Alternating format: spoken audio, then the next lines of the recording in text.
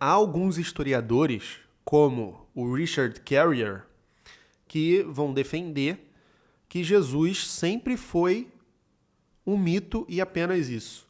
Que no caso do Carrier era um ser celestial que fazia parte ali de um culto de mistério judaico que é o cristianismo e que não houve um Jesus histórico.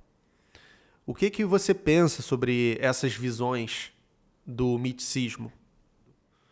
Eu já falei sobre isso algumas vezes, né? E eu vou até voltar o time quando eu comentei de que eu sou uma pessoa que estive muitos anos dentro da universidade, ainda estou dentro da universidade, mas eu estava só preocupada com a universidade, eu não fazia divulgação científica. E dentro da universidade, a gente trabalha com a ideia de que Jesus existiu. Por quê? Eu estou falando de uma pesquisa que nasce em finais do século XVIII, século XIX, né, sobretudo século XIX, e está até hoje. E essas buscas pelo Jesus histórico foram acumulando biografia, né, debates, congressos, publicações em revistas científicas dos mais variados países. E com o que a gente tem, do ponto de vista documental, que não é muito, mas o que a gente tem, se concluiu, então, que Jesus existiu. Um homem de Nazaré, não um mito, né? Cuidado, pessoal, que eu vejo, às vezes, o pessoal fazendo muito essa confusão. Então, assim, isso é um consenso que se estabelece. E a gente trabalha dentro da universidade, independente da área, com consensos, ou seja, o que se convencionou ali a partir de um intenso estudo dentro de determinado tema, né, dentro de determinado objeto. Você sabe disso. Apesar da gente ser de filosofia, história, mas são ciências humanas e ambos cientistas. E o detalhe interessante, então, que esse tema do Jesus mito, eu conheço dentro da universidade, como um tema que surge logo no início, na primeira busca do Jesus histórico, onde foi levantadas as duas possibilidades, as duas hipóteses. Porque é uma hipótese, não dá para negar. A hipótese de que Jesus existiu e a hipótese de que Jesus não existiu. Só que nesse debate, né, documentalmente falando, ganha o debate sobre a hipótese de que Jesus existiu. E de que a gente sabe muito pouco sobre esse Jesus, porque as documentações não falam muito, elas falam muito mais do Jesus mito. E aí, curiosamente, isso para mim é algo, quanto pesquisadora dentro da universidade, que está resolvido, né?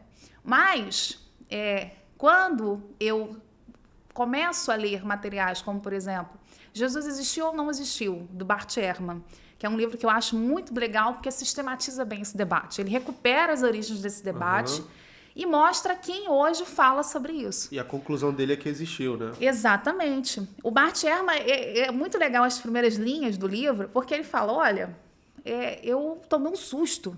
Eu, como divulgador científico, eu tomei conhecimento de que há pessoas que estão na rede debatendo se Jesus existiu ou não, e muita gente falando que Jesus não existiu. E ele fala, era uma literatura, enquanto acadêmico, que eu desconhecia, porque essa literatura não está no ambiente universitário, ou pelo menos não está nessa discussão já consolidada. E aí ele, a partir disso, ele resolve, né, ler esses materiais e produzir esse livro. E ele faz um balanço muito legal ao citar essas pessoas, esses autores que negam a existência de Jesus. E ele faz um vínculo, olha, esses dados aqui não são inéditos, esses dados não são novos, eles já estão sendo colocados no século XIX. Enquanto que a pesquisa que vai dizer que Jesus existiu avançou, ela foi se ampliando, foi discutindo a teoria das duas fontes, incorporou o material de Tomé, né? Começou a pensar nessa ideia dos filactérios, que são, então, pequenas estruturas que estão sendo produzidas soltas, de tradições orais, a passagem da oralidade para o texto. Eles estão se preservando mais ou menos na mesma estrutura, as mesmas críticas colocadas já no século XIX.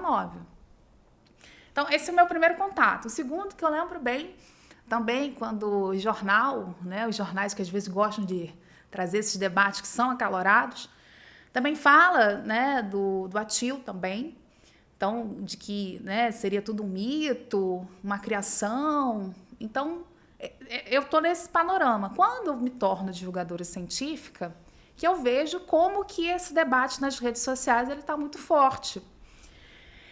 E aí eu faço até uma autocrítica, né, no sentido de que demoramos muito a entrar nas redes sociais para informar o que está sendo produzido mesmo dentro do ambiente acadêmico, dentro do ambiente universitário.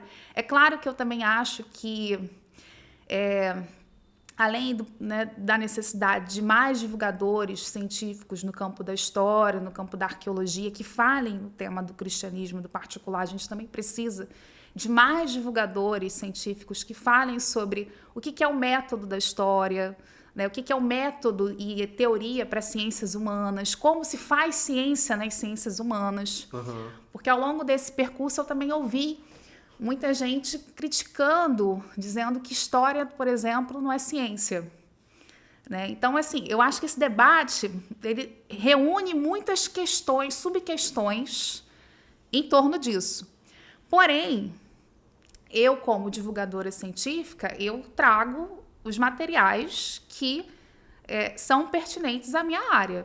Né? E eu digo, olha, o debate é esse hoje. Então, do ponto de vista histórico, a gente fala que Jesus, enquanto personagem humano, existiu. É claro que também tem dentro do debate, né, teólogos que também estão discutindo e vão concordar com o que a gente traz, lógico, de que Jesus existiu, mas um monte de coisa. Agregam outras informações. Por exemplo, eu peguei um texto outro dia que eu achei até curioso, porque o pessoal fica muito chateado, né, comigo, com o André Chevitarese, que foi meu orientador, e que é o grande nome dentro do Brasil, que quando diz que Jesus era analfabeto e letrado. Por quê? A gente não tem evidência. É o que eu falei do caso lá do Jesus, né, em Dureirópolis. De novo, eu tenho esse problema, não tenho evidências. Em Nazaré foi encontrada, né, até fiquei muito feliz que o livro foi traduzido agora para a língua portuguesa, em um balanço, e Nazaré não tem evidências de ter tido o uso da escrita. Né? O mundo antigo, havia mais pessoas que não sabiam ler e escrever do que sabiam ler e escrever. E Nazaré a gente não tem indícios. Então, assim, eu não tenho dados que me sinalizam a ponto, de fato, que Jesus sabia ler e escrever. Então, até que se prove o contrário, o mais provável é que Jesus não sabia ler e escrever. É até um desacordo meio bobo, porque se o teólogo acredita que Jesus é Deus, então não faz sentido ele questionar quem está falando só do Jesus histórico, porque se ele é Deus, é claro que ele sabe todas as línguas possíveis.